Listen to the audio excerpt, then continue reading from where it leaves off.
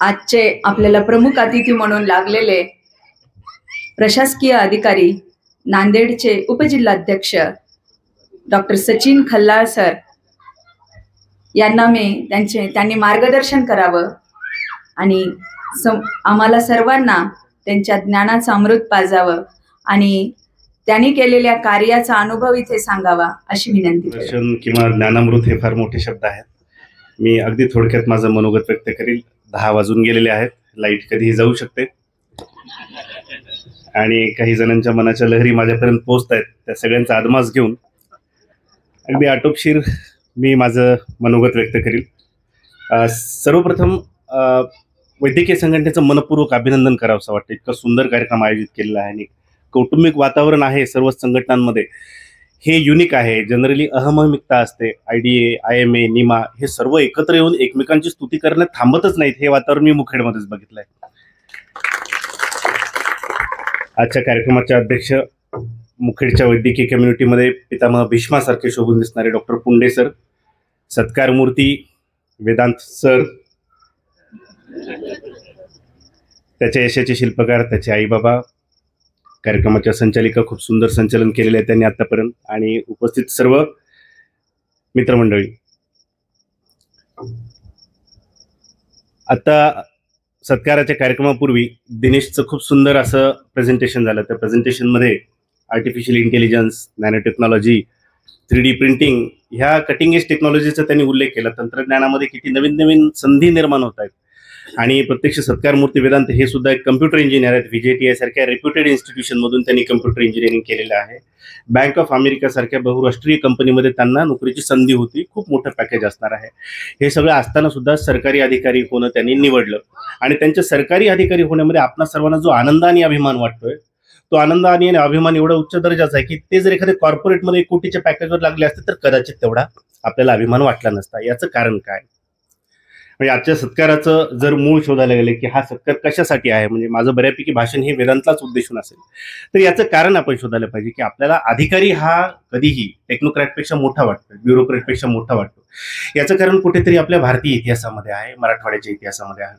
मराठवाडा हा महाराष्ट्राचा जर विचार केला तर हा एक बॅकवॉटरचा भाग आहे. आपण मराठवाड्याला जर पश्चिम महाराष्ट्रात गेलो, दिल्लीला वेदांत होतं, आम्ही तयारीसाठी बाहेर होतो मराठवाड्याची, तिथं मराठवाड्याकडे बघण्याचा दृष्टिकोन असा आहे की आम्ही दुष्काळी मराठवाड्यातले.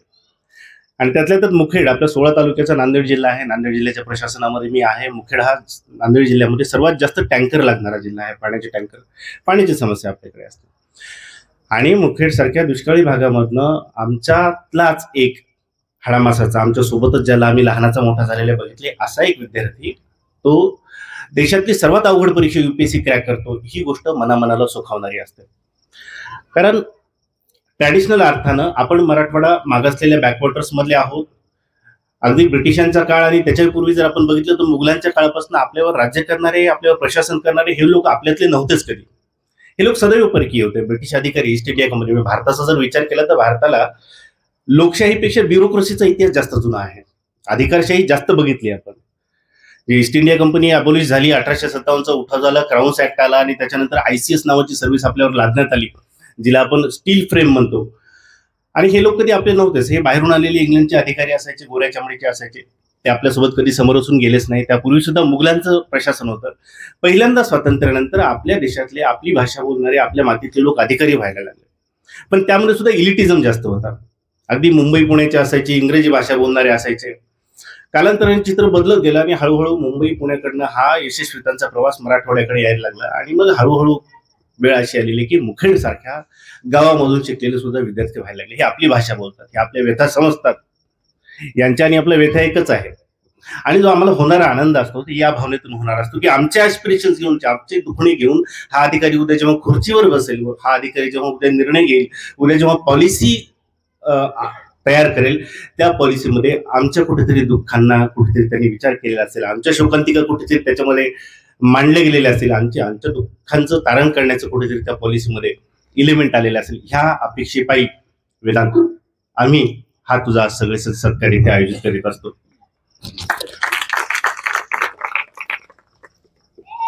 बऱ्याचदा होतं असं की अधिकारी सिलेक्ट होतो आणि नंतर सुरुवातीचा जो इनोसन्स असतो किंवा तयारीच्या काळामधली जी अस्वस्थता असते त्या अस्वस्थतेची जागा हळूहळू आत्मसंतुष्टी घेते आणि व्यवस्थेचा तो एक घटक बनून जातो आणि कळत न कळत कधीतरी ती व्यवस्थेची गुलाबी चादर त्याच्या अंगाभोवती गुंडाळल्या जाते आणि त्याच्यामध्ये तो त्याचा अस्वस्थ आत्मा हरपून जातो. जी सामाजिक जाणीव होती, जी बर्निंग सोशल फिलिंग कमिटमेंट होती, ज्याने प्रेरित होऊन मुळात त्यांनी प्रशासकीय सेवेमध्ये जायचं ठरवलेलं असतं, ते कुठेतरी हरून जातं. आणि हा आपला हिरो किंवा अधिकारी जो असतो, जनरली सांगतोय, तो व्यवस्थेची हात मिळवणी करून एक गुलछबू आयुष्य जगायला लागतो, हस्तिदंतीवर आयुष्य जगायला लागतो, चांगल्या पोस्टिंग घेतो आणि रिटायर होऊन जातो. त्याच्या असण्या नसत्यांनी त्याच्या व्यवस्थेमध्ये 25-30 वर्ष घालवल्याने व्यवस्थेला कुठलाच फरक पडला नाही. ज्या भागातून तो आला होता त्याच्या सिलेक्शन झाल्याने ज्या लोकांचे मनोभाव उचंबळले होते की आमच्या आयुष्यामध्ये काहीतरी उजेड येईल, हे कुठंच होत नाही. आणि ह्या प्रकारचं चित्र जेव्हा आपण आतापर्यंत बघत आलेलो असत, जेव्हा आमच्यातला तुमच्यामध्ये माझ्यामध्ये खेळलेला हा अधिकारी जेव्हा होतो, तेव्हा आम्ही पुन्हा एका नव्या आशेने त्याच्याकडे बघतो की नाही हा नक्कीच आमच्या आशा पूर्ण करेल. ह्या प्रकारचे सत्कार सोहळे म्हणजे असं असतं की तुम्ही जेव्हा उत्तुंग यशाच्या भराऱ्या आकाशामध्ये माराल, तेव्हा कुठेतरी या कार्यक्रमाच्या माध्यमातून एक मर्मबंध आम्ही तुम्हाला बांधून घेतोय की आम्हाला लक्षात ठेवा, आम्ही त्या मराठवाड्यातले आहोत जिथं पाण्याची टँकर अजूनही चालतात. आम्ही त्या मराठवाड्यातले आहोत की जिथे अजूनही रोजगाराच्या संधी नाहीत किंवा अगदी छोट्या छोट्या गोष्टींसाठी अजूनही झगडा करावा लागतो. तर आजचा हा सत्कार समारंभ हे एक रिमाइंडर आहे. हे यातून मला तुम्हाला सांगायचं की हा सत्कार समारंभ तुम्ही नेहमीसाठी लक्षात ठेवावा, ॲज अ रिमाइंडर की ह्या मराठवाड्याला तुमची गरज आहे. ह्या इथल्या मातीचे ॲस्पिरेशन्स हे नेहमीच सर्वोदित तुमच्या करिअरमध्ये तुम्ही लक्षात ठेवावेत आणि इथल्या लोकांच्या आयुष्यामध्ये काहीतरी पॉझिटिव्ह बदल करण्यासाठी तुमच्या प्रशासकीय तुमची पावले इथून पुढे पडावी. मराठवाड्यामध्ये पाणी गेलं का?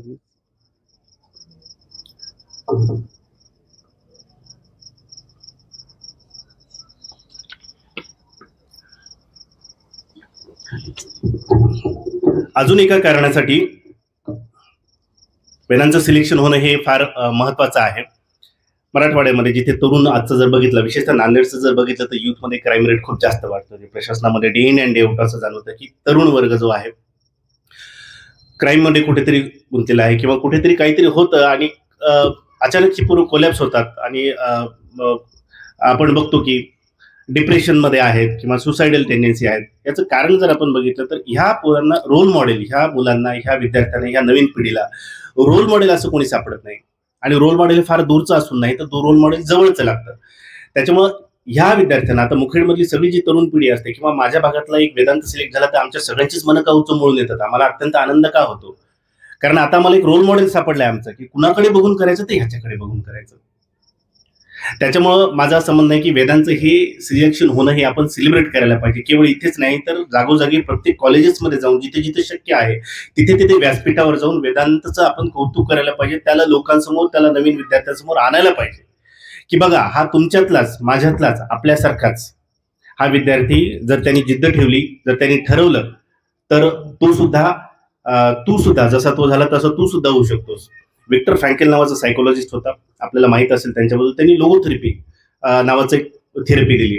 विक्टर फ्रँकेलचं म्हणणं होतं की तो दुसऱ्या महायुद्धाच्या काळामध्ये ज्युईश छळछावण्यामध्ये ते स्वतः होते विक्टर फ्रँकेल, आणि त्या छळछावण्यांमधून त्यांना जे काही अनुभव आले त्यांनी एक थेरपी तयार केली, त्याला लोगोथेरपी असं म्हणतात. त्यांचं असं म्हणणं होतं की डिप्रेशन किंवा न्यूरोसिस या प्रकारचे जे आजार आहेत त्या आजारांवरची सगळ्यात मोठी थेरपी म्हणजे आयुष्यामध्ये काहीतरी गोल असणं, काहीतरी ध्येय असणं. आणि जेव्हा वेदांत सारखं उदाहरण हजारो मुलांच्या मनामध्ये ध्येय म्हणून तिथे रुजवलं जातं तेव्हा त्यांच्यामध्ये असलेलं डिप्रेशन, त्यांच्यामध्ये असलेले सुसायडल टेंडन्सीज किंवा क्राईम हे आपोआपच कमी होईल. त्याच्यामुळे माझं म्हणणं आहे की वेदांतसारखे जास्तीत जास्त उदाहरण तयार व्हायला पाहिजेत आणि वेदांतला आपण वेगवेगळ्या व्यासपीठावर जास्तीत जास्त विद्यार्थ्यांपर्यंत नेण्याची व्यवस्था करायला पाहिजे, जेणेकरून त्यांच्या मनामध्ये सुद्धा ही सेल्फ इफिकसी तयार होईल की मी सुद्धा करू शकतो आणि पॉझिटिव्हिटीची लहर, पॉझिटिव्हिटीचं वातावरण सगळीकडे तयार होईल.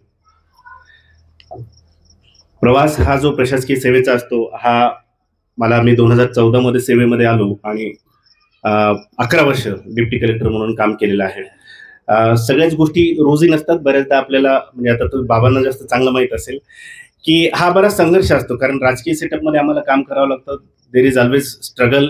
बऱ्याच गोष्टी आपल्या मनासारख्या करता येत नाहीत कारण आम्ही एक्झिक्युटिव्ह पार्ट असतो. जी पॉलिसीवरून दिलेली आहे तिची अंमलबजावणी करायची असते, खाली पब्लिक असतं, वर राज्यकर्ते असतात आणि ह्या दोन मध्ये बऱ्याचदा अंतर्गत संघर्ष होतो. त्याच्यामुळे बऱ्याच गोष्टी मनासारख्या कधी कधी होतही नाहीत आणि प्रशासकीय खुर्चीवर किंवा प्रशासकीय याच्यात काम करताना बरेच मोहाचे सुद्धा प्रसंग येतात. तर अशा वेळेस जे आहे आपलं जे मेटल किंवा जी अस्वस्थता मुळात आपल्याला परीक्षा द्यायची किंवा युपीएससी करायचंय ह्या निर्णयापर्यंत घेऊन आली होती, त्या अस्वस्थतेचा कधी विसर पडू देऊ नये. गीतेमध्ये फार चांगलं सांगितलं होतं श्रीकृष्णाने अर्जुनाला. श्रेयस आणि प्रेयस या दोन संकल्पना त्यांनी सांगितल्या होत्या. प्रशासनामध्ये असताना वारंवार ही थीम तुझ्या समोर येत राहील. प्रेयस म्हणजे अशा गोष्टी ज्या आपल्याला आवडतात किंवा ज्या आपल्या मनाला अपील करतात आणि ज्या इझिली अवेलेबल असतात पण त्या तुम्हाला स्खलनाकडे नेऊ शकतात. आणि श्रेयस म्हणजे अशी गोष्ट की ती कदाचित तेवढी अट्रॅक्टिव्ह नसेल, की तेवढी कदाचित अपिलेबल नसेल, परंतु ती करणं हे लार्जर सोशल इंटरेस्टमध्ये आवश्यक असतं, श्रेयस्कर असतं. आणि त्याच्यामुळे श्रेयस आणि प्रेयस याच्यामधला संघर्ष हा कुठल्याही प्रशासकीय अधिकाऱ्याच्या जीवनामध्ये day in and day out राहतो, तसा तो तुमच्याही आयुष्यात येईल. आणि अशा प्रसंगाच्या वेळेस प्रेयस टाळून श्रेयस निवडण्याचं धारिष्ट ईश्वर तुम्हाला देव. ज्या मातृभूमीतून आपण घडलात त्या मातृभूमीला हजारो हातांनी परत द्यायचं दान, परत द्यायचं सद्भाग्य तुम्हाला लाभो ही ईश्वरचरणी प्रार्थना करतो. आणि जाताना शेवटी आईवडिलांचं विशेष कौतुक याच्यासाठी करेल की ध्वज फडकताना सर्वांना लांबून दिसतो, परंतु तो ध्वजाला धरून ठेवणारा जो ध्वजदंड असतो तो कोणाच्या नजरेत येत नाही. मुंडे सरांनी फार छान सांगितलं की सूर्य आधी पूर्वेला नमस्कार, शिवा आधी जिजाऊला नमस्कार. तसं आहे ते, हे सोपं नसतं. युपीएससीचा अभ्यास म्हणजे त्या विद्यार्थ्यासाठी रात्रंदिन आम्हा युद्धाचा प्रसंग, आंतरबाह्य जग आणि मन असा असतो. 4 वर्ष जेव्हा एखादा विद्यार्थी युपीएससीची तयारी करतो एवढं सुंदर करिअर सोडून, तेव्हा त्याला विचारतात की काय झालं परीक्षेचं, पण तो दिल्लीला असतो. फेस इथे आईवडिलांना करावं लागतं. म्हणजे हे प्रत्येक आईवडिलांनी अनुभवलेलं असतं. काय झालं, मुलगा दिल्लीला गेला होता, मग आला निकाल, यावर्षी काय झालं. हे याच्यातून सुद्धा आपल्या मुलाला सपोर्ट करत राहणं, याच्यासाठी करेज लागतं, याच्यावर मुलावर विश्वास लागतो. ययातीची गोष्ट आपण सर्वांनी ऐकली आहे. आज ही फार खेदाची बाब आहे की बरेच पालक ययाती बनून आपल्या अतृप्त अपूर्ण इच्छा मुलाच्या माध्यमातून पूर्ण करतात. ते हेही बघत नाही की मुलाचा काय कल आहे. याला फार मोठी मॅच्युरिटी असते की एक स्वतःची इस्टॅब्लिश प्रॅक्टिस असताना, स्वतःचं एक सामाजिक जीवन यशस्वी असताना, एक वैद्यकीय प्रोफेशनल जीवन यशस्वी असताना दोघाही आई वडिलांनी आपल्या अपेक्षा कुठेही मुलांवर लादल्या नाही. त्यांचा जो कल आहे त्या दिशेने त्यांना करू दिला आणि त्या प्रवासामध्ये यशापयशामध्ये ते खंबीरपणे त्यांच्या मागे राहिले. त्याच्यामुळे हा सत्कार सोहळा, हा कौतुक सोहळा जेवढा वेदांतचा आहे तो तेवढाच किंबहुना त्याच्यापेक्षाही थोडा जास्त त्याच्या आईवडिलांचाच आहे. इथे बसलेल्या पालकांनी हे तसं, जसं विद्यार्थ्यांनी वेदांतकडून घेण्यासारखं आहे तसं पालकांनी सुद्धा आईवडिलांकडून घेण्यासारखं खूप आहे. या सगळ्या कुटुंबाचंच मनपूर्वक मी अभिष्ट चिंतन करतो. वेळेचं भान बघता मी माझं लांबलेलं मनोगत मार्गदर्शन थांबवतो आणि IMA मुखेडच्या सर्व संघटनांनी मला इथे बोलवलं आणि बोलण्याची संधी दिली त्याबद्दल खरंच मनपूर्वक मी सर्वांचं आभार व्यक्त करतो आणि थांबतो. धन्यवाद. थँक्यू.